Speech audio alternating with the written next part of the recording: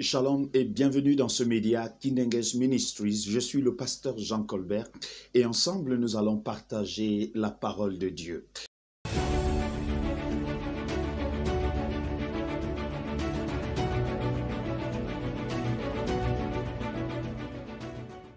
Que nous dit la Bible sur la légitime défense? Bienvenue alors que nous allons rentrer en plein fouet dans la méditation de ce jour. La Bible ne donne pas d'enseignement complet sur la légitime défense. Certains passages semblent entendre que les enfants de Dieu doivent être pacifistes, tandis que d'autres passages approuvent une certaine mesure d'autodéfense. Dans quelles circonstances avons-nous le droit de nous défendre?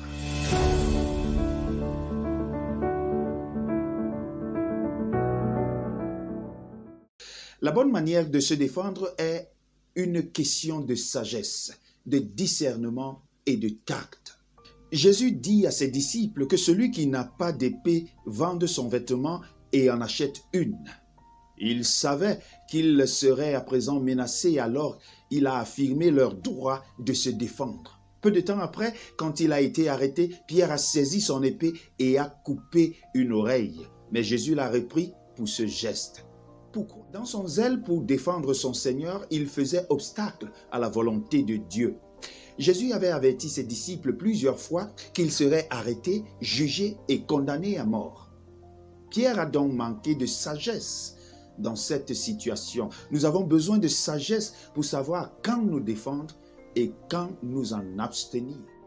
Exode chapitre 22 nous offre un bref aperçu de ce que Dieu pense de l'autodéfense. Si un voleur est surpris en train de commettre un vol avec effraction, qu'il soit frappé et qu'il meure.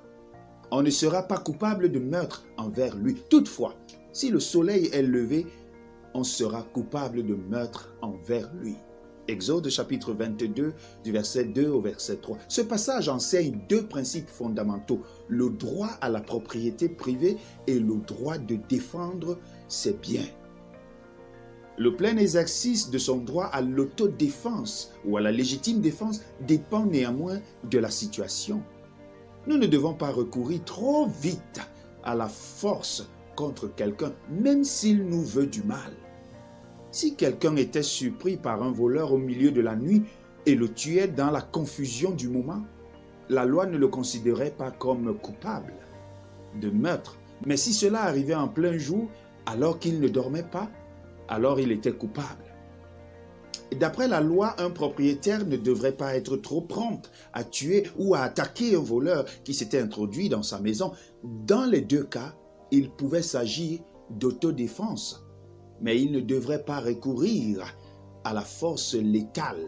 En cas d'attaque nocturne, la loi accordait le bénéfice de doute au propriétaire. Même pour se défendre contre un voleur, une personne pieuse doit d'abord chercher à arrêter son agresseur avant de vouloir le tuer. Paul s'est défendu un certain nombre de fois, mais toujours de manière non violente. Alors qu'il était sur le point d'être fouetté par les Romains à Jérusalem, il a calmement averti le centurion qu'il était citoyen romain. Les autorités en ont été immédiatement informées et ont commencé à le traiter différemment, conscientes qu'elles avaient violé la loi romaine en le faisant enchaîner. Il s'est défendu d'une manière semblable à Philippe, après avoir été fouetté, afin d'obtenir des excuses officielles de la part de ceux qui avaient porté atteinte à ses droits. La veuve de la parabole du juge inique a persévéré à la porte du juge en le suppliant « Rends-moi justice contre ma partie adverse ». Vous verrez cela dans le livre de Luc chapitre 18 à partir du verset 3. Elle a refusé d'abandonner et de laisser son ennemi abuser d'elle, mais elle s'est défendue par les moyens à sa disposition. L'enseignement de Jésus de tendre l'autre joue, Matthieu chapitre 5, verset 39, concerne notre réaction aux offenses et affronts personnels. Dans certaines situations, nous pourrons être amenés à nous défendre, mais jamais à nous venger. Comprenons bien la différence. Le contexte montre que Jésus critique l'enseignement œil pour œil et dent pour dent.